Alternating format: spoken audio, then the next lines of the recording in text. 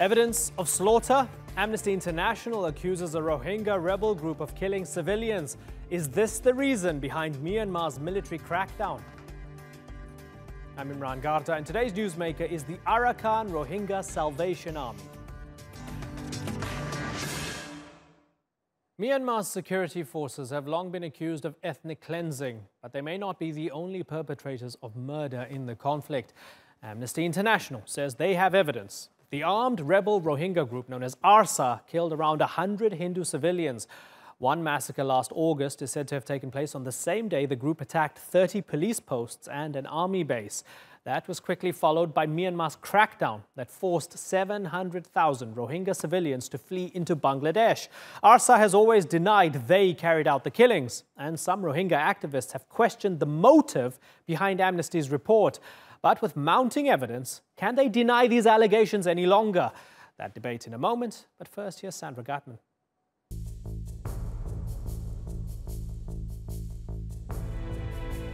It was summer of 2017, and the world was gripped by the plight of hundreds of thousands of Rohingya refugees. Their stories of rape, arson, and murder at the hands of Myanmar's military led politicians to accuse its leaders of ethnic cleansing. But Myanmar's security forces said they were cracking down on a terror group called the Arakan Rohingya Salvation Army, also known as Arsa, which killed a dozen police officers that summer. Still, activists said Myanmar's crackdown was a smokescreen to justify a campaign of violence against a Muslim minority whose rights have long been denied. But for the first time, new findings by Amnesty International seem to back Myanmar's allegations that Arsa was behind the killing of nearly 100 Hindus, including the massacre of 45 men, women, and children whose bodies were discovered in a mass grave last year. 8 a.m. on the morning of the 25th of August, Arsa fighters surrounded a Hindu area of a village known as Kamongsak. They forced the men, women, and children to come out from their homes. They rounded them up, brought them together, and then they marched the men, women, and children off to the outskirts of the village. There they divided the men from the women, and then they killed execution style, first the men, and then the vast majority of the women and children as well. There are 8 women who survived on condition that they agreed to convert from Hinduism to Islam. We interviewed all 8 of those women, which in combination with forensic evidence and testimony from people from villages nearby is how we at Amnesty have now come to the conclusion that Arsa is responsible for this massacre.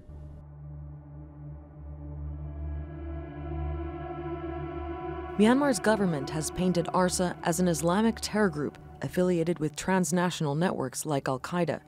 But experts say the group is poorly equipped. It has guns, small homemade bombs, and what it describes as a narrow mission to protect Rohingya Muslims.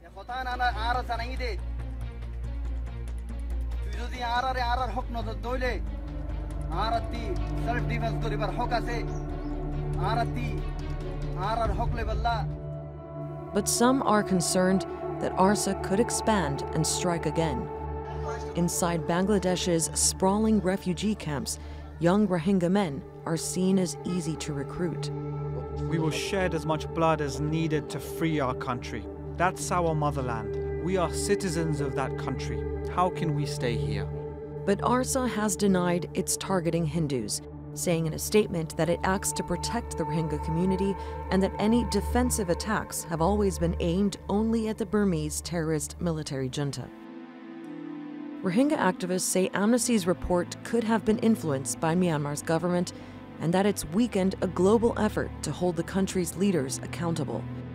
But Amnesty International says it stands by its findings. It doesn't justify in any way the government's massive response that drove out nearly 700,000 Rohingya. It doesn't excuse it at all, but it does put another layer of complexity into the violence over the past year. The difficulty remains in gaining access to Myanmar's northern Rakhine state, where all ethnic and religious crimes have yet to be independently investigated and brought to justice. Sandra Gatman, The Newsmakers. Well, to discuss this, I'm joined here in the studio by Maung Sani. He's a coordinator of the Free Rohingya Coalition. In Geneva, we have Tirana Hassan. She's Amnesty International's Crisis Response Director and head of the unit that produced the report. And completing our panel from Yangon is Nyo On Mint. He's a former member of Myanmar's ruling National League for Democracy and a former spokesman for Aung San Suu Kyi. I thank you all for joining us on the Newsmakers. Maung Sani, this report from Amnesty International. Arsa abducted and massacred almost 100 Hindus, civilians, men, women, children. It's a comprehensive report. It's based on exhaustive interviews. You'd accept it's ugly, but it's the reality, right?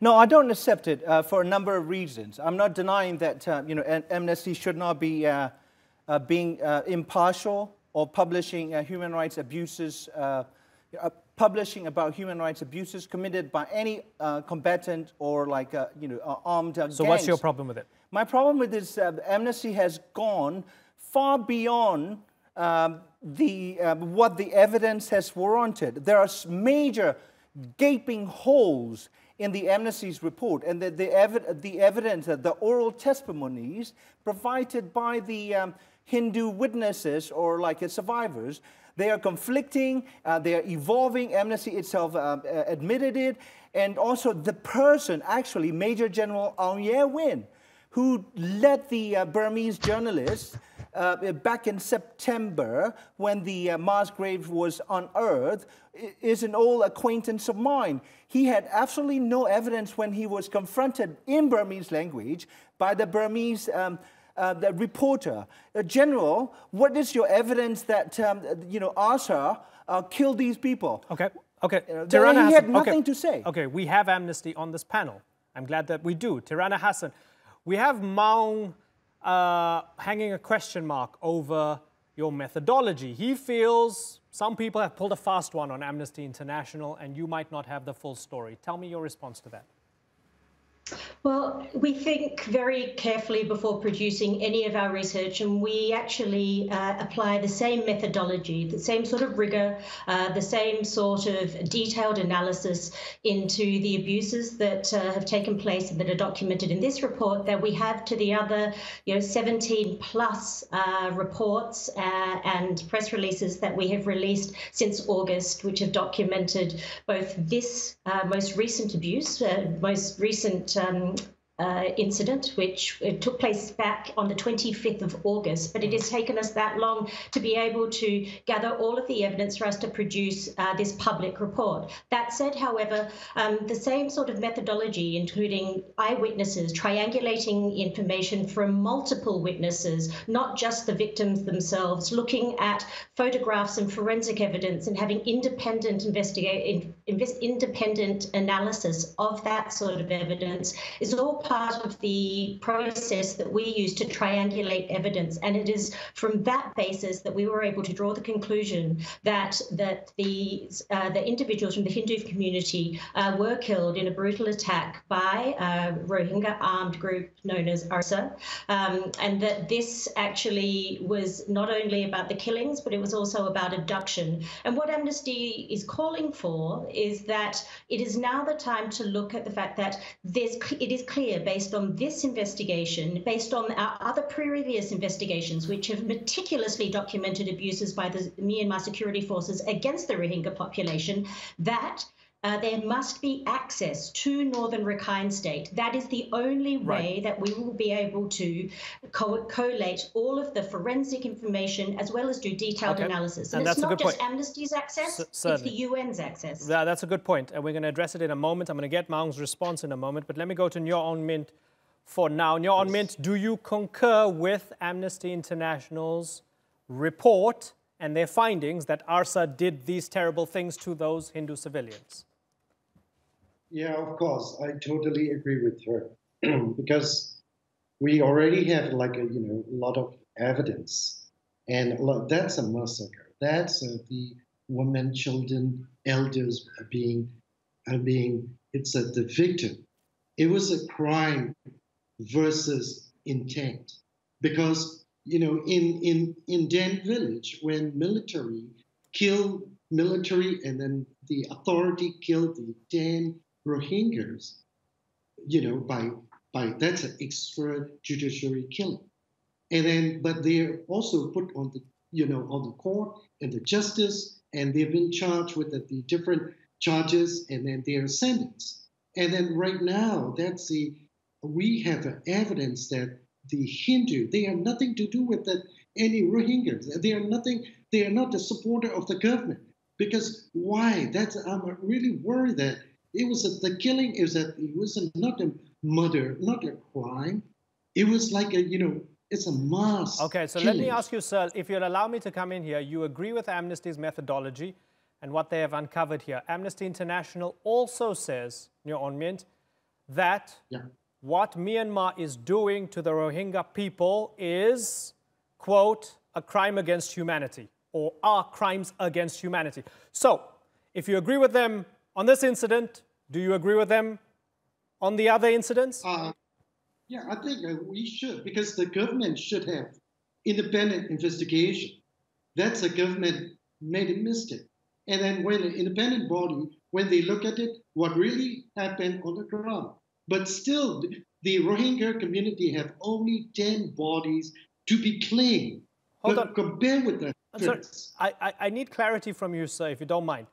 Crimes against humanity. Sure. Amnesty says 99 Hindus were killed by Arsa, who claim to represent the Rohingya. They're a militant group among the Rohingya, right? You say that was legitimate and the report was fine. Amnesty also says what the security forces are doing to the Rohingya people are crimes against humanity.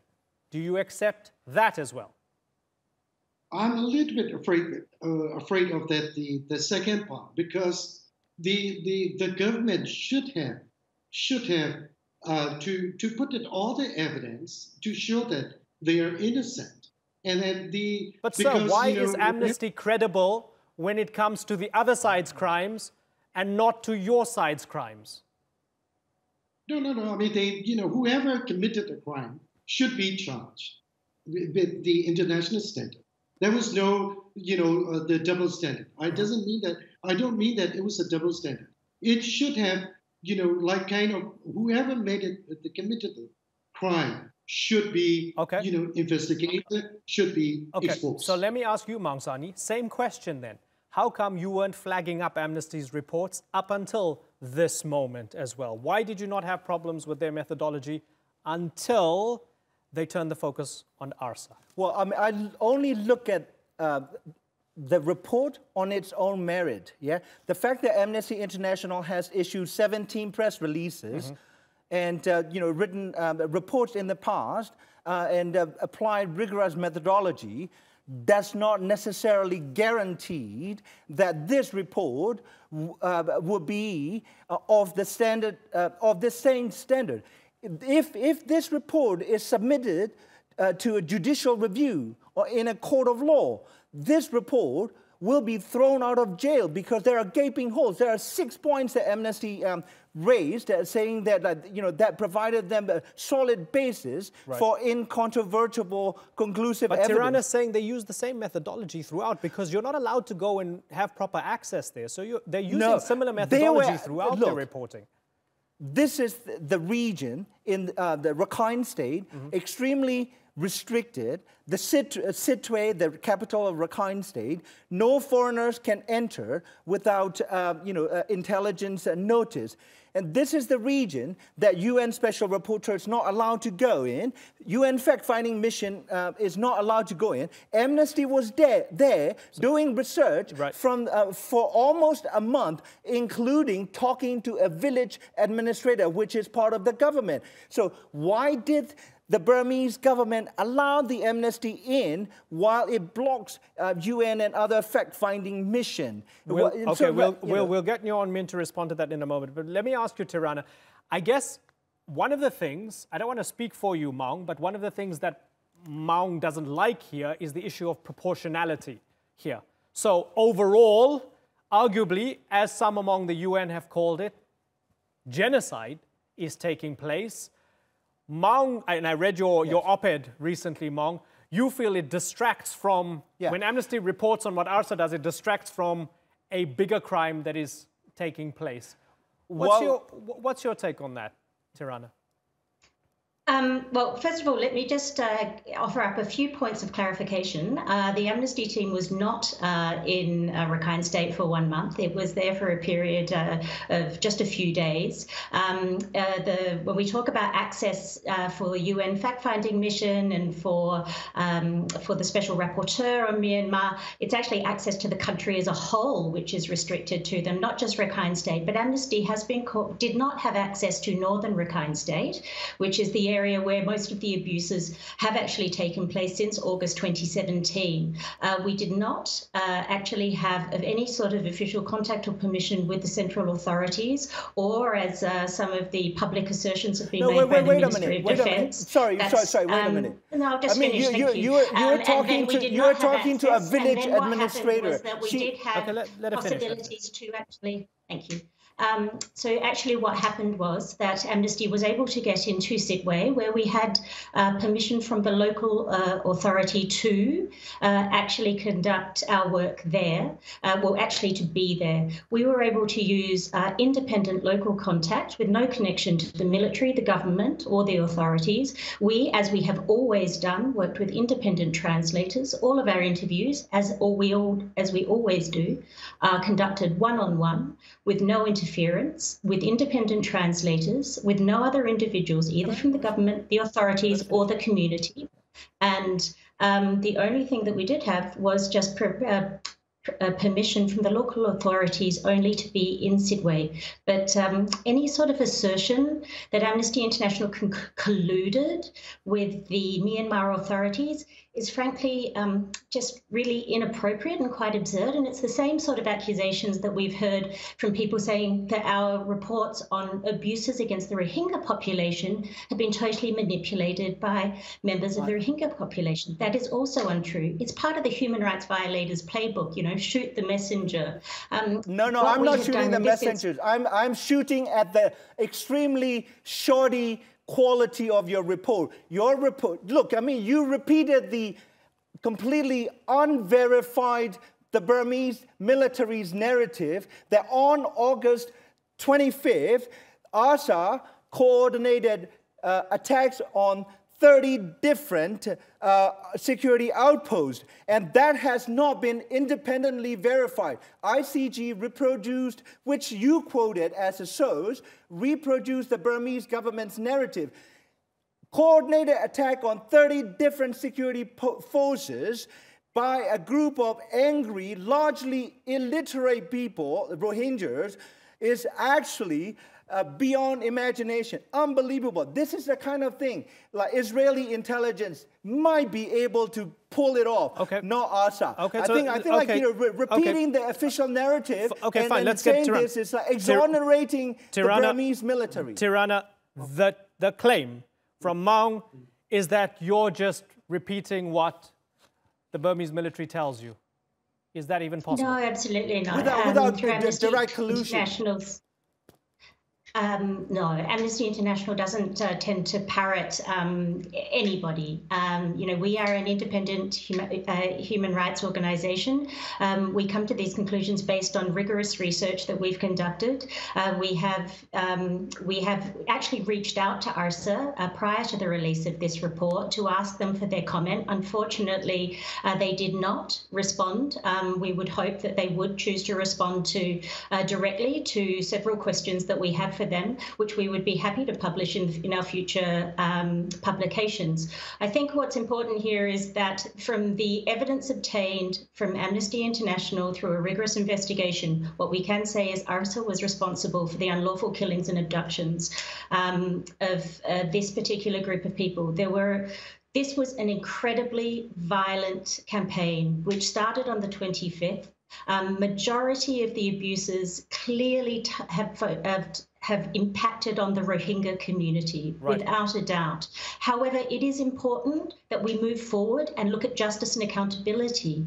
There needs to be an ICC referral. There needs to be independent investigations. Okay. I want to bring in your own mint here and ask about whether innocent Rohingya people are being scapegoated for the actions of Arsa, because this is tremendously convenient for Myanmar, isn't it? People in Myanmar, especially this government, doesn't like the Rohingya people, doesn't want to give them citizenship. You yourself, on this program, in the past, you've said they shouldn't be given citizenship, right? You don't want to give them citizenship. You don't want them in your country. Well, hold on.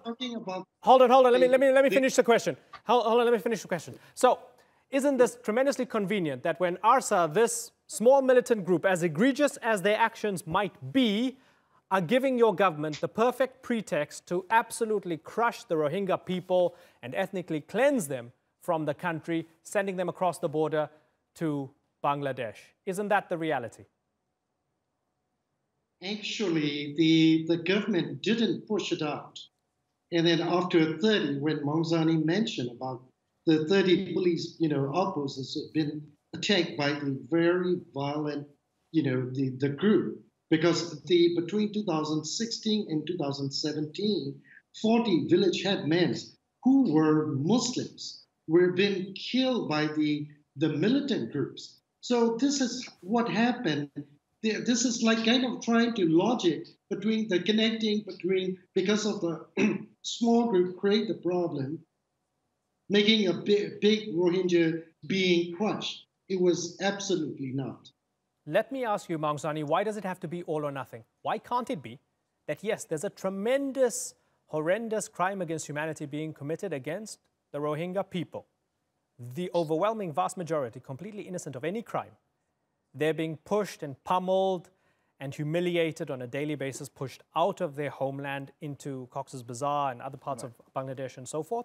And among the community, as Auden said, those to whom evil is done do evil in return. Among the community, some have taken up arms and are doing terrible things against security forces and other innocent civilians. Why can't it be the case? Why does it have to be all or nothing? Why do we have to deny the fact that Arsa are doing some horrible things? No.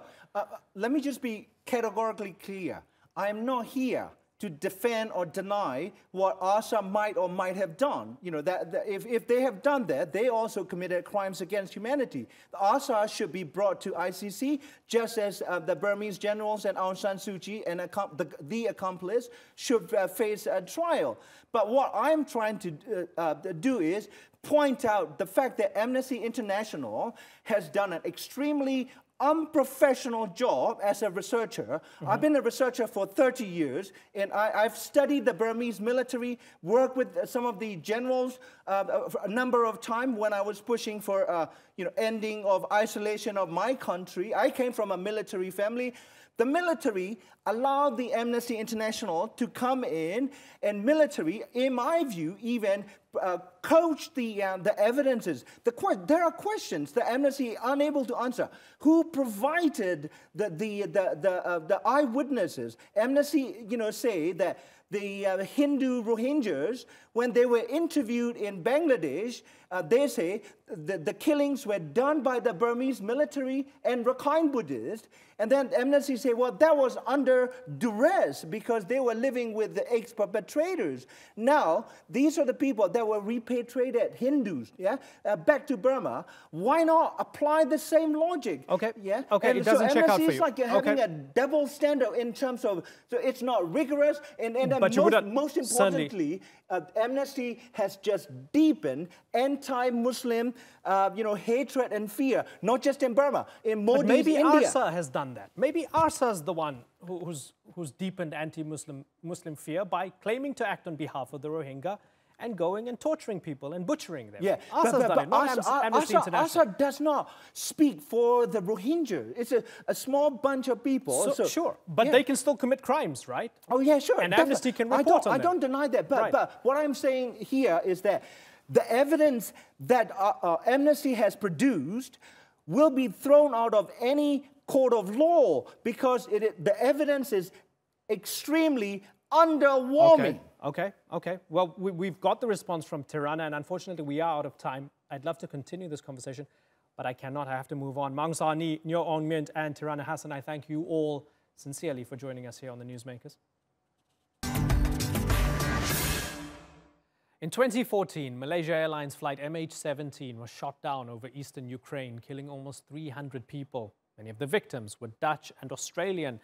Now, the governments of those two countries say Russia was responsible for their deaths. The joint investigation team has concluded the plane was brought down by a missile from a Russian military brigade. But Moscow has always denied any involvement, with many in the Kremlin blaming Ukraine. Now, Australia and the Netherlands say they're determined to hold Russia to account. But how? Haider Abbasi reports.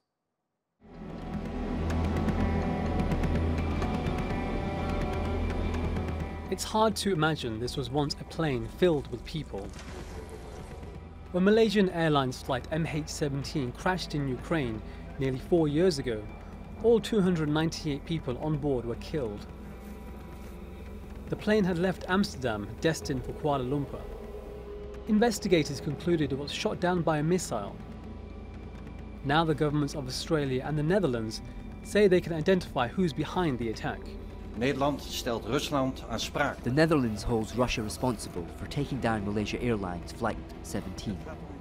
This is a joint action with Australia, a country that, like us, lost a lot of people aboard MH17. This follows a Dutch-led investigation into the incident. Na een uitgebreid en arbeidsintensief vergelijkend onderzoek. The joint investigation team has come to the conclusion that the Buk-Telar missile system by which flight MH17 was downed originated from the 53rd Brigade from Kursk in Russia. That 53rd Brigade is part of the Russian armed forces.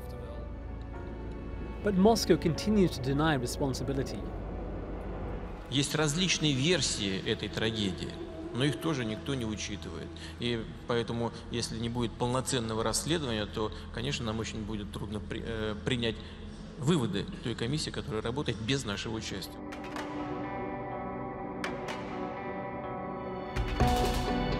The Boeing 777 was flying over a conflict zone in eastern Ukraine when it was shot down. Ukraine's army was fighting pro-Russia separatists there. And Russia's military was reported to be supplying them weapons, something Moscow rejects. One theory is that the rebels mistakenly targeted the plane, perhaps believing it was an aircraft belonging to Ukraine's military. Investigators say they traced the missile back to a military base in the Russian city of Kursk. They say the Buk missile system was on a convoy that arrived in eastern Ukraine, but was then taken back to Russia immediately after it was used. Australia accuses Russia of spreading misinformation and misleading the world about its role. We have advised Russia that we hold the Russian Federation responsible for its role, and we have requested that they commence negotiations. We'll be seeking an acknowledgement from Russia that they accept responsibility for their part in the role of the downing of the plane, and we will also be seeking reparations on behalf of the victims for their families. Is there now enough evidence for Russia to be held accountable? And what legal options do Australia and the Netherlands have to prosecute the alleged perpetrators? Haider Abbasi, The Newsmakers. Well, to debate this, we're joined now by former Kremlin advisor and political commentator Alexander Nekrasov in London. And in Kiev, we have Peter Zalmayev. He's the director of the Eurasia Democracy Initiative, an organization that promotes democracy and human rights in post-communist societies. Gentlemen, thank you very much for joining us.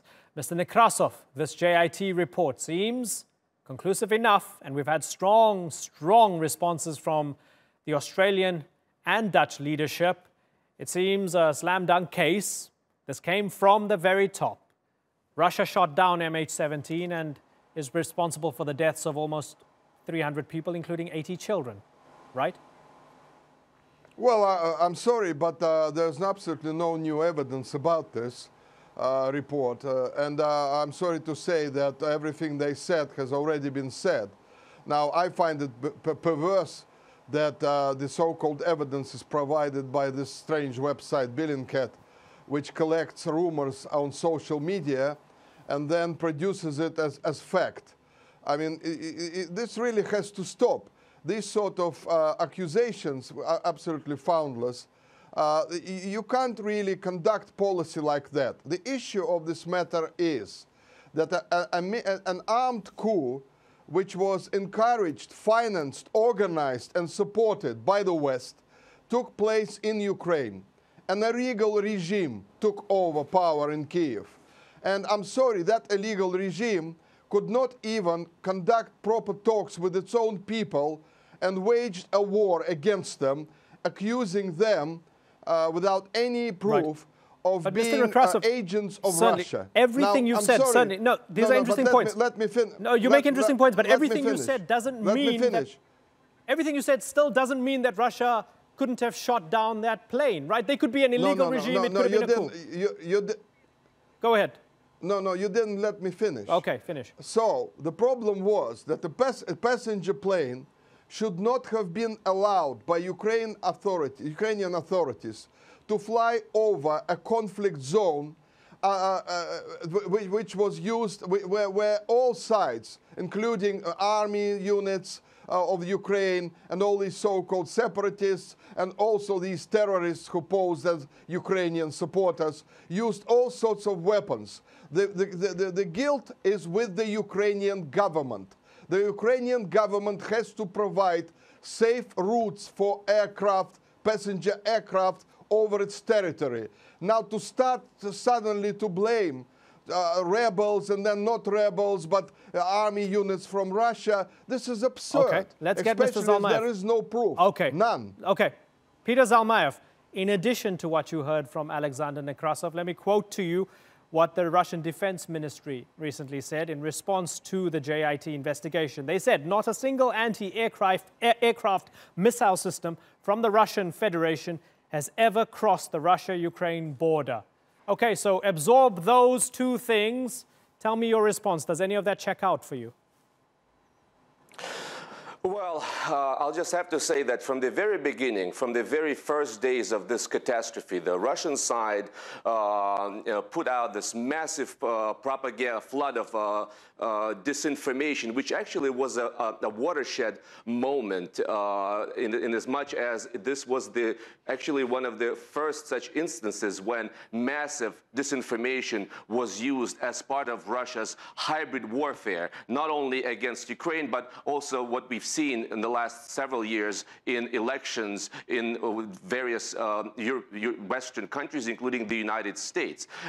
The matter as it stands is such that a very thorough 4-year-long investigation by several parties, including the Dutch side and the Australians and the Ukrainians, finally, after painstaking labor, was able to corroborate a lot of the findings, if not all of the findings that were, in fact, reached by the open source investigative service Bellingcat. It took 4 years, and the parties involved were not interested parties. Contrary to what the Russian side is saying, I cannot blame either the Australians or the Dutch of being in the pocket of the Americans. These are countries that actually want to have normal trade relations with Russia, and what they go by is the evidence of the fact. What we have heard from the Russians and what we're continuing to hear, including from our fellow guest, from Mr. Nekrasov, is the question of where are the facts. It seems like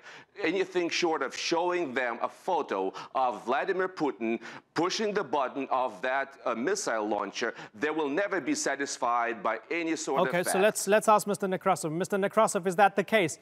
That you're just poisoning the well here. There's no amount of evidence that you can accept. There is nothing that will be able to prove to you that Russia did this. Is that true? Well, first of all, I didn't see any evidence at all. And let me make one point, which is probably very timely today. Yesterday, we saw a coup in Italy pulled off by the EU when an elected government, properly democratically elected government, was simply thrown away and so on. Now, that's what the EU countries do. They do these strange interferences all over the EU and outside. But what does it have to do with a plane being shot down out of the sky, sir? Oh, tell me. That has a lot to do with it, because these coups create tensions in these countries. This coup create a civil war where groups out from, I mean, God knows where, with arms which were held on Ukrainian territory, including, by the way, anti-aircraft missiles, was suddenly brought to this territory around eastern Ukraine. So please don't say that this coup had nothing to Okay, do so let me, with the civil okay, war so let me then and ask the you, tragedies that started to unravel. Okay, but, so but is it please still plausible? Don't make the EU is it still plausible then, because you hold the organization. Right, you hold the Ukrainian government responsible. You say they create a state of chaos and they're responsible for even allowing the aircraft to go through a conflict zone. So that doesn't rule out the fact that it's still plausible, in your opinion, that Russia could have shot it down, right? Because it was a conflict zone. So is that still plausible? No, it doesn't. No, it doesn't. Let me tell you why I said that the Ukrainian government is responsible, because the plane was flying over its territory, over its country's territory. It was controlled by the Ukrainian land control, dispatchers, by the Ukrainian crews from the ground. You cannot blame Russians for these people guiding the planes over Ukraine. This is why they're trying to pin this blame on Russia. They know they are to blame. They know their terrorists were using all sorts of military equipment over there from the Soviet days, actually. They knew that they were to blame, and they had to pin it on Russia because they didn't want to be held responsible. And that is why we see this saga continuing and continuing. Right. And I can tell you another thing. The EU should not be presented as a peaceful organization. It is now like a second NATO. It brought Europe on the brink of World War III 3 times now in a row. Although, just as a reminder, the JIT is comprised of Australia, Belgium, Malaysia, the Netherlands, and Ukraine. The majority of those countries in the JIT, not EU members. Peter Zalmayev, I'm guessing you want accountability. Those countries also calling for accountability. They want Russia to be held to account. How can it actually be held to account if at the UN Security Council it holds veto power? I don't know. Is it going to go through the international courts? Is it going to be bilaterally? How would you like to see accountability? Tell me, Peter. Well, I think the likeliest and most logical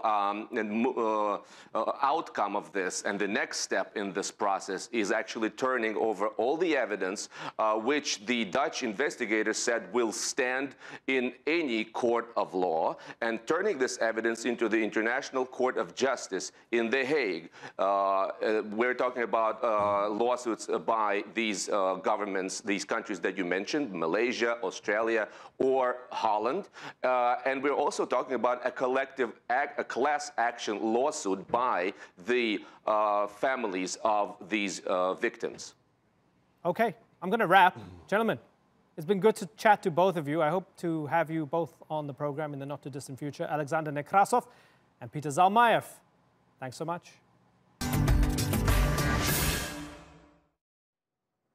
Today, the world is seeing more people being displaced than ever before. Millions have been forced from their homes by conflict or persecution, and that number just keeps soaring. One man whose job it is to deal with the crisis is William Lacey Swing. He's the Director General of the International Organization for Migration. The former U.S. ambassador has held the post since 2008, and after a decade of service, he'll be retiring later this year. I sat down with him to get his take on the biggest humanitarian issues facing the planet. Director General William Lacey Swing, sir, Mr. Ambassador, good to meet you in person. I'm not afraid to ask stupid questions. This might be a stupid question.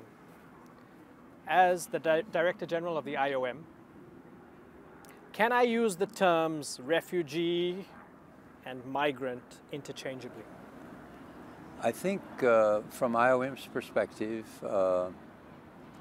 they are two categories, but we also look upon refugees also as migrants. But the vast majority of people on the move are not refugees. Every refugee is a migrant, but not every migrant is a refugee. I put it that way. That's the simplest definition I can give you. 2018, where are we right now? How big is the issue globally? I look at the map. Myanmar, Bangladesh, the Rohingya on the move. Burundi, hundreds of thousands of people on the move. Different reasons. On the one hand, some places it's ethnic, some places it's just political with regards a leader. South Sudan, Libya, the list goes on and on. Syria still burns and rages. So there's all of this going on around the world. Is there anywhere in particular that's worse than everywhere else? Let me put it this way. There are more people on the move today than at any other time in recorded history, largely because of a demographic phenomenon that the world's population quadrupled in the 20th century. So percentage-wise, international migrants are still about 3.5% of the world's population. But there are many domestic migrants also. So you put the two together, 258 million international migrants and 750 million domestic migrants, you come up with a figure of 1 billion, which means that 1 billion of our 7 billion world are migrating in some form or another.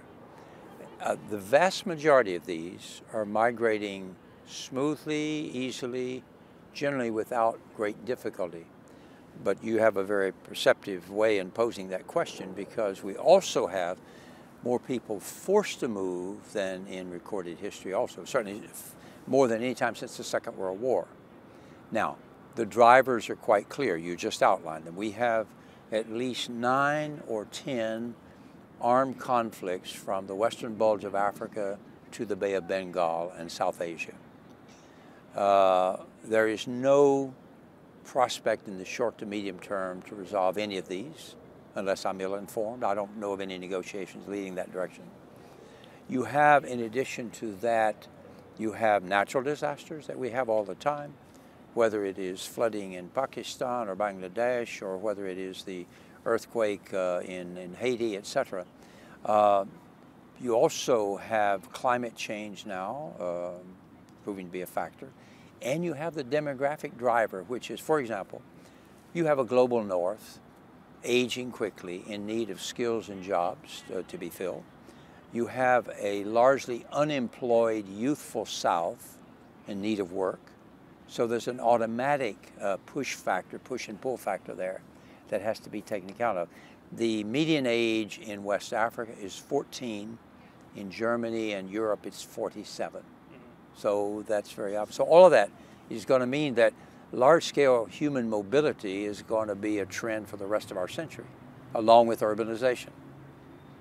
Now that you've been absorbed properly into the UN as IOM, why do you need the IOM if you have UNHCR? Why do you need UNHCR if you have the IOM? Don't they do the same thing? They're our traditional partner. We were virtually joined at the hip in 1951 to take European refugees ravaged by the Second World War to safe shores and new lives. But they are the custodian of the 1951 Geneva Convention, which gives them what they call a refugee status determination. They deal only with the refugees, and then they have a convention on stateless persons. So refugees and stateless persons are their field. We are their partner, however, operationally, because when a refugee is ready to move to another country that's prepared to accept them, the entire file passes to us. We do 400,000 medical exams a year. We do all the air transport, very often cultural preparation, very often language learning, so that when they go abroad, we have taken care of all the details. And it's a close partnership. It's always worked well.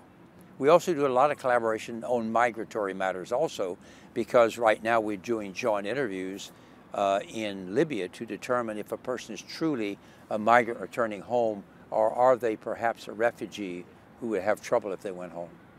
So we work closely together. Talking about a country like Libya, no easy task working in Libya right now, competing governments, right, split between East and West. It's no picnic in Libya, yet you're still doing the work, you're repatriating people. I was having a look at some of your donor funds. What I found interesting is that you have donor funds coming from the Europeans. A lot of it comes from the Europeans. You can correct me if I'm wrong. Correct. You encourage migration.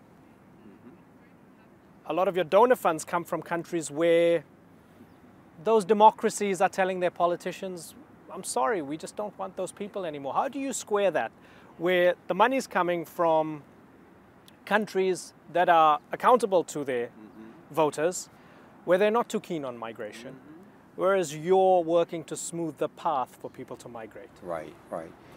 Well, The thing is, we pursue our own objectives according to our Constitution, and we cannot do any forced migration. We would never be involved with Frontex, for example, because they have a reputation of deportation. And we don't do deportation. We do voluntary return in a humanitarian way. But the European Union money that comes to us is used basically to try to save life, to try to keep people from putting themselves into the hands of smugglers, which is very, we call them the traffic agents, the travel agents of death, which they are. We try to encourage them, if they're tired from the journey, to let us take them home with money to get life started again so they go back with dignity. And if they are truly refugees, we put them into the hands of UNHCR, our traditional partner. So we have no problem squaring that with the idea of saving life. And we are telling the African colleagues in the African Union, we're not trying to stop these people from going to Europe. We're trying to tell them, if you do it, don't do it the dangerous way through smugglers. Do you have any sympathy for the nationalist, populist wave that's currently happening in many European countries, where they're resistant to refugees and to migrants? If there's, for example, a German village, population 50, and they have to accept 70 people of a different religion, color, and so forth, naturally, they might feel a little uncomfortable. It doesn't necessarily make them racist or anything like that. Do you have any sympathy for the fact that there's something bubbling in Europe right now and it's taking a right-wing turn? Look, I think that governments have a responsibility to help people to deal with their fears. They do this through programs of public education and public information to explain why these people are coming, who they are, why they're coming, and what they can contribute, and explain to them how you do integration in a proper way. It's a two-way street. But the populist nationalist movement that you see through in many parts of the world right now, there are three problems here. Number one, a lot of the countries in Europe that are populist, they suffer from what Javier Solana calls refugee amnesia. They've forgotten that our organization and UNHCR were founded to take them as refugees to safe shores. So there's a question of memory. Secondly, suffering from the fact that Europe, despite all of its efforts, still does not have a common, long-term, multifaceted migration and asylum policy. The commissions have pushed hard to get this, but there are a lot of resistance there. It's like a train going down a track and the wheels have fallen off most of the wagons. That's a problem. And the third one, frankly, is a very psychological issue they have to deal with, which is, for 3 centuries, Europe populated the world. Colonies, missionaries, transnational corporations. And today, because of the demographics and the low birth rate, they've now become a continent of destination. No longer sending people coming to them who don't look like them, they have maybe an accent, don't speak like they do, and may even practice a different religion or speak a different language. So that is a psychological adjustment that has not been made and needs to be made. And then they can help the people. What's been the biggest change during your 10 years as head of the IOM? Compare the IOM in 2018 to the IOM 10 years ago. Yeah. When I came to IOM in 2008, it was very hard to get a prolonged conversation going about migration. There was very little interest. Today, people, that's all they want to talk about. That's the big change. And I think that's partly because of the movements into Europe and elsewhere, the problems of the Rohingya in Bangladesh, the concerns in the Bay of Bengal and the Andaman Sea, and so forth. So that has probably been the single biggest change. The other change is that IOM has grown along with migration. We have been riding the crest of a wave called migration, and I think migration has been the missing piece in the globalization mosaic. It's now firmly there and will stay there. So now, I think our membership has grown from 124 to 169. We'll have a few new members coming in June. Our number of programs have grown, but we have continued to be the same proximity organization with 97% of our 11,000 staff being in 450 places overseas. And we want to keep it that way because that's where migration happens. That's where we want to be. If I don't interview you before September, if I don't interview you again before September, this will be my last interview with you as Director General of the IOM. You're done in September. Mm-hmm. What comes next? I always say to people that I'm in transition. And they say, transition to what? I say, I don't know yet. But I'm sure something will come my way. I've been so lucky. Can you imagine? How could one be more fortunate than I? 40 years of diplomacy, 10 years of UN peacekeeping, and 10 years working on a major issue globally called migration. Have you been proud of the work you've done over the past decade? I've been very proud of the work I've done, but I've also, and I feel good at the end of the day, but I also feel a sense, an urge in me saying, I could have done more, I could have done better, and I never feel that the job is done. In that sense, there's always a little feeling of dissatisfaction. But that dissatisfaction, right? I mean, ultimately, you can't stop Bashar al-Assad barrel bombing his people. You can't stop multiple African countries being so corrupt that people, young qualified people, don't have jobs, right? So ultimately, there's a ceiling to what you do. Absolutely. Is that, I don't know, does it disillusion you? Does it take the zip and the zest out of a lot of young idealistic people who join an organization like the IOM, who ultimately realize there's a limit to what they can do because ultimately the politics dictates fundamentally what happens? You know, everywhere I go, and I travel 60% of the time, I find a lot of very hardworking people getting very little recognition and very inspired by what they're doing. I think their feeling is that, well, okay, maybe we can't solve the world's problems, but if I weren't here doing this work, how many more people would be suffering? I think that's the way they come in. So I'm very uplifted every time I talk to some of our people in the field. In fact, I'm a field person myself, and I often wish I were back in the field rather than being at headquarters. And you fly economy? I fly economy, yes. It's important. William Lacey Swing, it's been a pleasure. Thank you very much, sir. Thank you very much. All the Great best to see you. Thank you. That's all for this edition of The Newsmakers with me, Imran Garda. You can check out more of our stories on YouTube, Facebook and Twitter. Remember to like, follow and subscribe. Next time, Greece refuses to extradite Turkish soldiers accused of carrying out the attempted coup. Our tensions between the two nations reaching boiling point. Until then, thank you for watching. Bye-bye.